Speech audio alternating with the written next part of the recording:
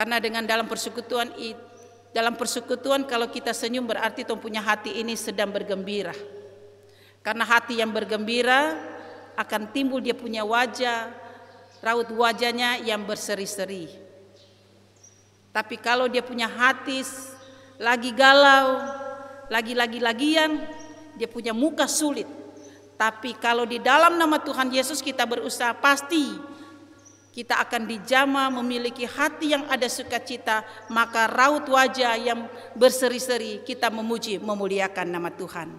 Karena itu Bapak Ibu jemaat, mari dalam ibadah ini jangan tong kasih tunjuk muka-muka yang jelek lah. Tapi mari kita tunjukkan muka yang berseri-seri. Muka yang berseri-seri bukan untuk menggoda-goda, tapi berseri-seri untuk memuji, memuliakan Tuhan. Amin. Ya, mari jangan tegang, karena kalau tegang Bapak Ibu, saya juga di mimbar pasti akan jadi tegang. Ada apa ini? Yang saya takutkan tegang. Apakah mereka tegang mendengar atau tegang dengan berpikir yang ada di rumah, atau tegang dengan selesai ibadah mau kemana dan kemana? Apa arti orang kelihatan tegang tapi tuh punya pemikiran ada di jauh-jauh? Pada akhirnya kita datang di tempat ini hanya kayak stor muka saja. Cuma datang kasih tunjuk, saya hadir dalam persekutuan ibadah. Apa arti orang stor muka tapi kita tidak dijamah, tidak dipulihkan? Apa arti kita stor muka dalam kehidupan kita di sepanjang minggu ini, di minggu-minggu sengsara ini tidak ada yang menjadi pegangan yang akan menuntun membimbing kita dalam kita menjalani hidup. Jadi mari kita berkonsentrasi, kita belajar firman Tuhan supaya walaupun tong punya fisik ini lemah, tapi tong punya kuat ini, tong punya iman kuat dalam segi rohani kuat, maka di situ kita akan merasakan betapa bahagianya hidup bahagia di dalam Tuhan. Amin. Jemaat yang dikasihi oleh Tuhan Yesus Kristus, pasti kita semua saat ini sudah mengenal siapa itu Ayub.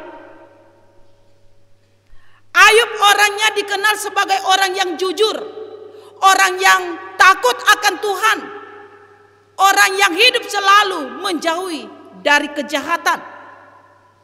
Dan dalam kehidupannya sebagai orang yang jujur takut akan Tuhan, dengan izin Tuhan ia diperhadapkan dengan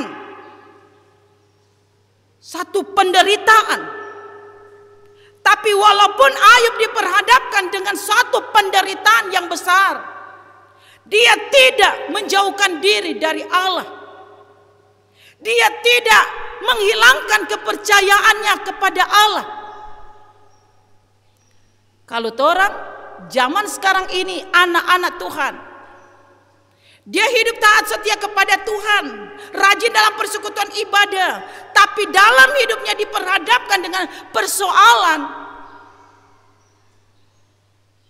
1-2 hari, 1 minggu masih aman, lebih dari itu mulai stres. Mulai berpikir Tuhan kenapa dan lain sebagainya. Mungkin pergumulan itu karena perbuatan dosa kita, Tuhan ingatkan. Mungkin juga Tuhan mau melihat sejauh mana kau percaya kepada saya. Kau rajin dalam persekutuan ibadah. Tapi orang mulai stres. Orang mulai lemah. Awal-awal ada masalah rajin dalam persekutuan ibadah. Lama-lama permasalahan yang ada belum selesai, dia mulai mundur. Dia mulai absen. Di tengah-tengah dia mulai absen, datanglah penggoda yang tunjung jago. Dia datang menggoda. Itu iblis suruh dia pergi goda dia. Ada yang pohon besar, ada air di situ. Aduh, dia memang mantap, mujarab dan lain sebagainya. Dia bisa memulihkan. Dia bisa membebaskan dari masalah yang ada. So banyak orang yang ada mengalami hal itu. Itu sudah. Karena dia punya iman mulai lemah, dia mulai tergoda. Dan pada akhirnya dia ikut. Dan pada akhirnya apa yang terjadi? Dia mulai campur. Percaya kepada Tuhan dan percaya di luar kuasa Tuhan.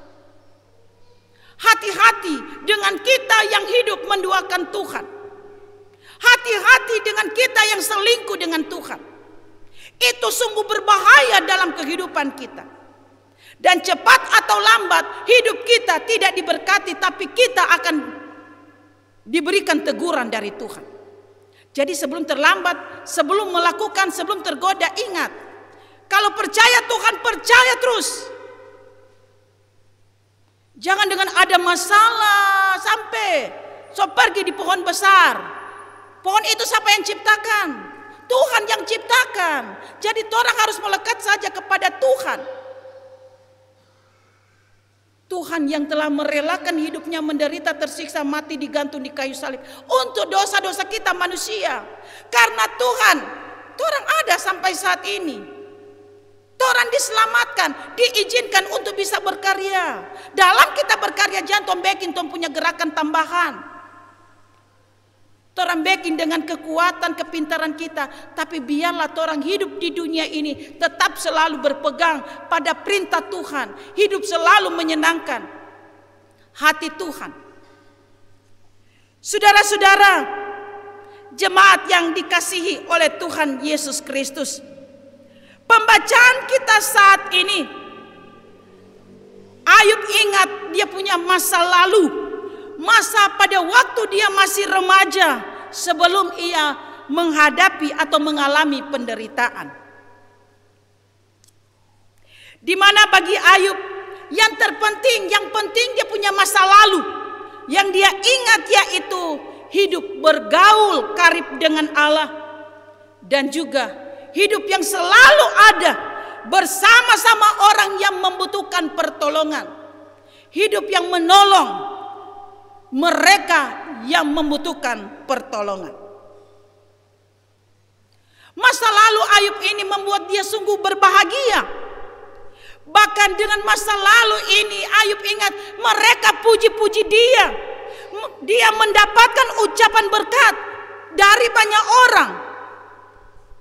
Ada anak piatu, ada janda, ada juga orang-orang yang mau nyaris binasa. Mereka puji Ayub. Mereka mengucapkan berkat bagi Ayub. Ayub sangat dikagumi.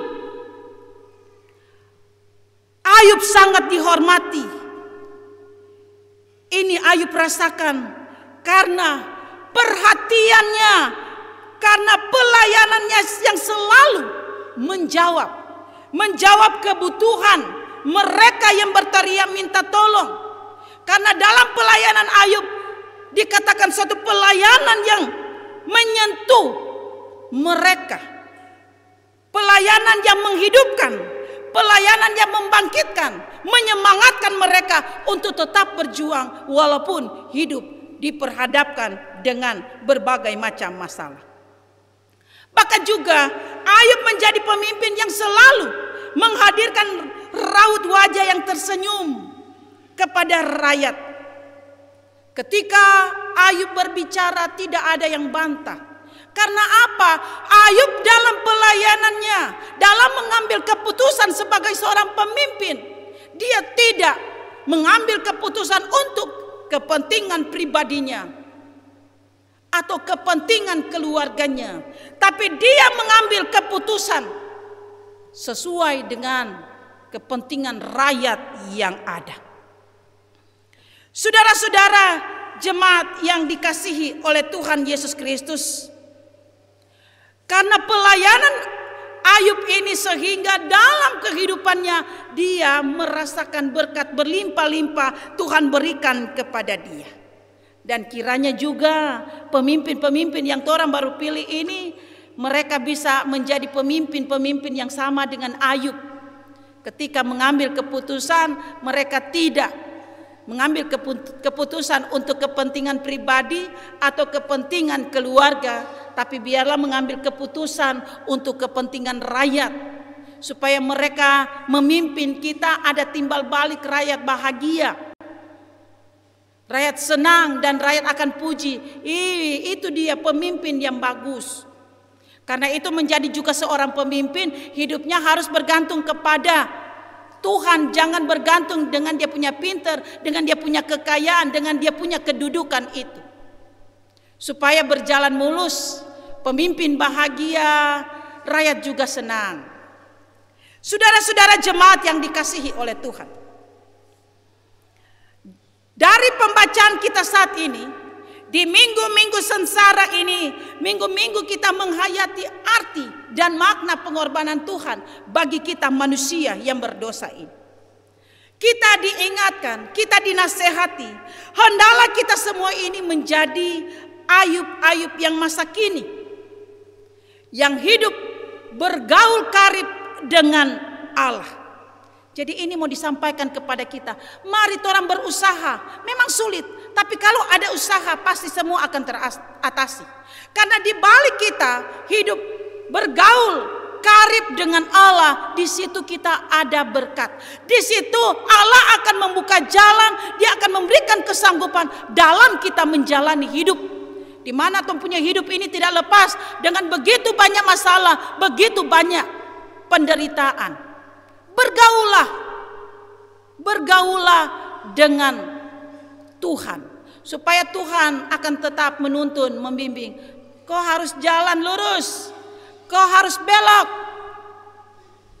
Dia arahkan hidup kita supaya kita hidup tenang, hidup ada perlindungan, diberkati oleh Tuhan. Tapi kalau orang hanya bergaul sesama manusia dan manusia, saling baku bodoh, ya sudah, maka sama-sama akan jatuh ke dalam dosa. Apa arti? Tuhan punya dosa Tuhan sudah ampuni, maka orang ada selamat, diizinkan hidup. Tapi orang mau balik kembali lagi bikin dosa. Ingat, Tuhan Yesus cuma satu kali disalibkan, tidak ada yang dua kali. Kedua kali itu Dia mau datang, dan kita akan pertanggungjawabkan perbuatan kita. Saudara-saudara yang dikasihi oleh Tuhan, bahkan juga kita mau diingatkan, kita mau dinasehati, marilah kita hidup untuk bisa dapat menolong, membantu orang lain. Membantu orang lain banyak kali dalam pemikiran kita, bantu dengan uang, atau bantu dengan materi, makanan kah, pakaian kah, atau lain-lain. Lantas bagaimana orang yang tidak punya uang, bahkan juga orang yang dia punya makanan saja pas-pasan? Apakah dia tidak menolong orang? Dalam arti menolong orang lain bukan berarti menolong hanya dengan uang, hanya dengan materi. Tapi di sini juga mau dimintakan kepada kita, mari kita bantu dia. Kita doakan dia supaya dia selalu kuat dalam dia menjalani hidup. Supaya dalam dia menghadapi penderitaan, dia tidak pikir yang lain-lain, tapi dia tetap selalu berpikir kepada Tuhan Yesus yang telah disalibkan, menderita untuk menyelamatkan manusia. Tapi begitu sudah, orang juga ada saat ini orang punya pemikiran membantu orang berarti membantu harus ada uang, harus dengan materi, makanan atau minuman atau pakaian dan lain sebagainya. Kalau tidak ada, baru mau bagaimana kita? Apakah kita tidak bisa? Jadi di sini juga mari kita bantu mereka. Kalau ada, kenapa tidak kita bagikan kepada mereka? Tapi tidak ada orang yang mau katakan, aku tidak bisa membantu. Kenapa? Kau tidak punya apa-apa kah? Kau masih punya. Bantulah dia, berikanlah kekuatan, berikanlah semangat, nasihati dia, arahkan hidup dia. Supaya dia tetap tenang, dia tetap selalu ada bahagia. Karena dengan kita mendoakan mereka yang membutuhkan pertolongan, mereka akan merasa bahagia. Mereka merasa bahagia. Di situ juga Allah sungguh senang melihat kehidupan kita yang selalu memperhatikan mereka yang membutuhkan pertolongan. Dengan Allah senang, maka Allah juga memberkati kita yang akan menolong mereka. Sehingga dalam kehidupan kita semua akan terciptalah satu kebersamaan, suatu persekutuan yang ada selalu memuji memuliakan nama Tuhan.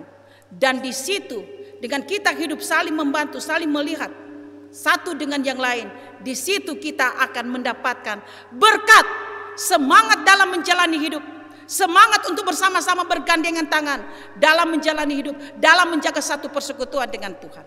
Inilah firman Tuhan yang mau disampaikan kepada kita di minggu-minggu sengsara ini. Mari kita tetap selalu hidup dekat dengan Tuhan, bergaul dengan Tuhan, dengan tidak melupa bantu dengan mereka yang membutuhkan pertolongan. Bukan dalam bentuk uang saja, dengan makanan pakaian. Bantulah mereka, doakan mereka supaya mereka bahagia. Tuhan akan senang. Tuhan senang melihat kita, maka pasti di situ kita akan mendapatkan berkat juga dari Tuhan. Tuhan Yesus memberkati firman-Nya untuk kita semua. Amin. Kita dengarkan nyanyian pujian dari Vokal Grup PAM Rayon 6.